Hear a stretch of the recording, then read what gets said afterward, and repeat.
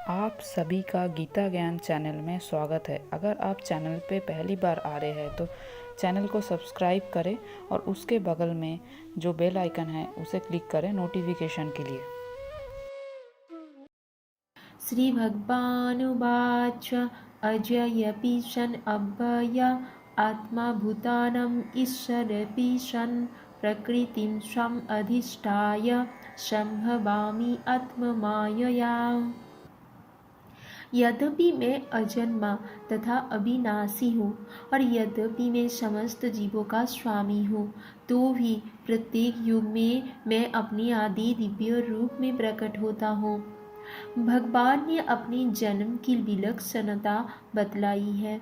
यद्यपि वे सामान्य पुरुष की भांति प्रकट हो सकते हैं, किंतु उन्हें विगत अनेकानेक जन्मों की पूर्ण स्मृति बनी रहती है, जबकि सामान्य मनुष्यों को कुछ ही घंटे पूर्व की घटना स्मरण नहीं रहती। यदि कोई पूछे कि एक दिन पूर्व इसी समय तुम क्या कर रहे थे, तो सामान्य व्यक्ति के लिए इसका तत्काल उत्तर दे पाना कठिन होगा। उसे इसको स्मरण करने के लिए अपनी बुद्धि को कुरेदना पड़ेगा कि वह कल इसी समय क्या कर रहा था। फिर भी लोग प्राय अपने को ईश्वर या कृष्ण घोषित करते रहते हैं।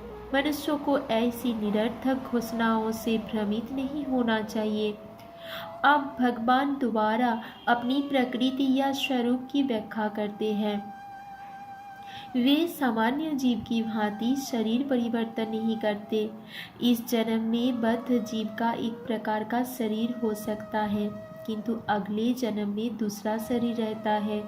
भौतिक जगत में जीव का कोई स्थायी शरीर नहीं है, अपितु वह एक शरीर से दूसरे में देहांतरण करता रहता है।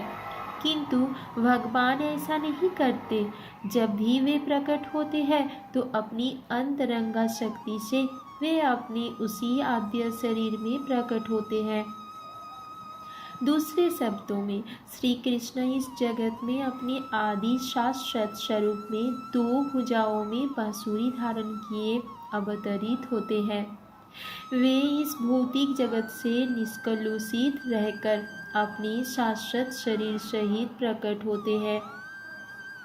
यद्यपि वे अपने उसी दिव्य शरीर में प्रकट होते हैं और ब्रह्मांड के स्वामी होते हैं, तो भी ऐसा लगता है कि वे सामान्य जीव की भांति प्रकट हो रहे हैं। यद्यपि उनका शरीर भौतिक शरीर की भांति क्षीण नहीं होता, फिर भी ऐसा प्रतीत होता है कि भगवान कृष्ण बालपन से कुमारावस्था तथा कुमारावस्था से तरुणावस्था प्राप्त करते हैं, किंतु आश्चर्य तो यह है कि वे कभी युवावस्था से आगे नहीं बढ़ते। कुरुक्षेत्र युद्ध के समय उनके अनेक पौत्र थे, या दूसरे शब्दों में वे भौतिक गणना के अनुसार काफी वृद्ध थे। फिर भी वे 20-25 वर्ष के युवक जैसे लगते थे। हमें कृष्ण की वृद्धावस्था का कोई चित्र नहीं दिखता, क्योंकि वे कभी भी हमारे समान वृद्ध नहीं होते। यद्यपि वे तीनों काल में, भूत, वर्तमान तथा भविष्य काल में सबसे वयोवृद्ध पुरुष है।